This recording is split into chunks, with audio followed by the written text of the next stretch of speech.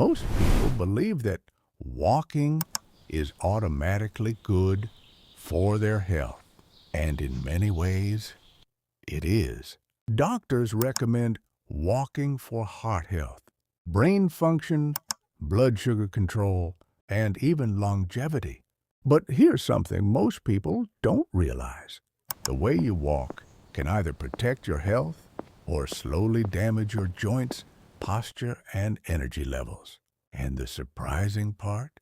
Many people over 50 make the same walking mistakes every single day without even realizing it. In this video, we'll go through 7 common walking mistakes that could be quietly reducing the benefits of your daily walk. And more importantly, how small adjustments can turn walking into one of the most powerful habits for staying healthy, mobile, and independent as you age. Make sure you stay until the end. Because mistake number 7 is something doctors see in patients all the time. After the age of 50, the body begins to change in ways that many people don't immediately notice.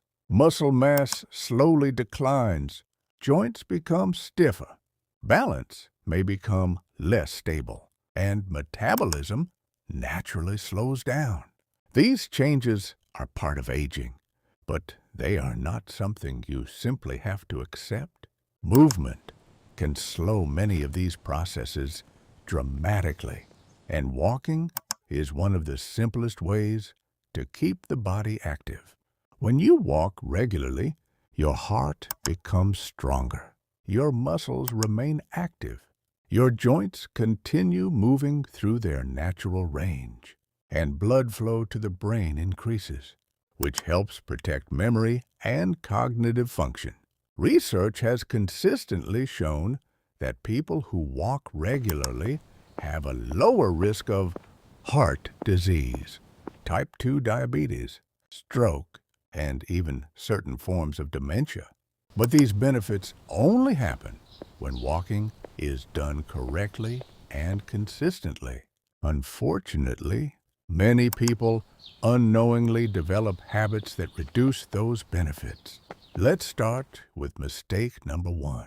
Mistake 1. Starting too fast. One of the most common mistakes people make is starting their walk too fast. You step outside and immediately begin walking at full speed.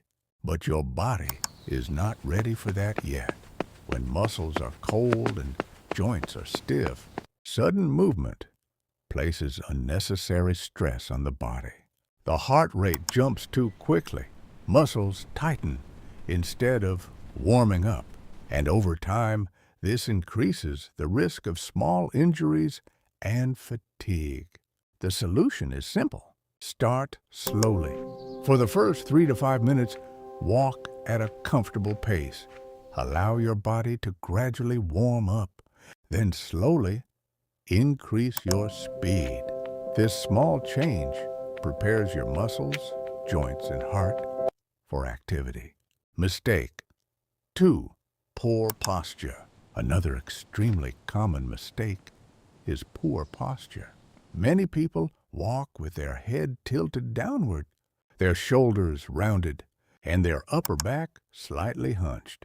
At first, this may not feel like a problem, but over time, it can lead to neck pain, shoulder tension, and reduced breathing efficiency.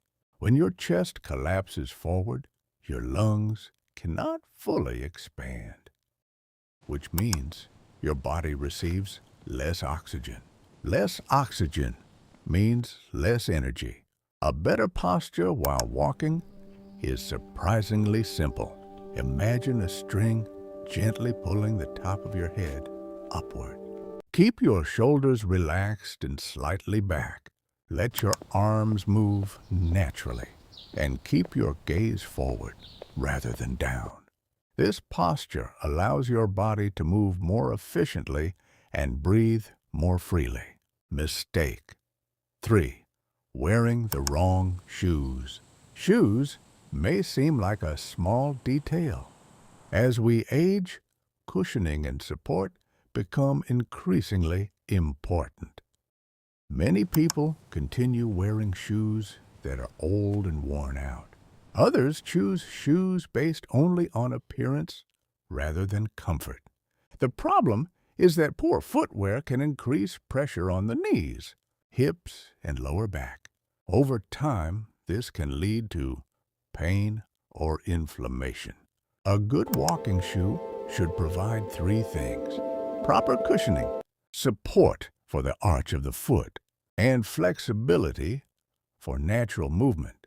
Replacing worn-out shoes regularly can protect your joints and improve comfort dramatically. Mistake 4. Walking only, occasionally.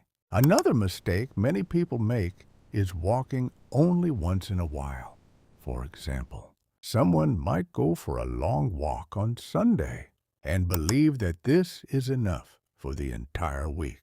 But the human body responds best to consistent movement.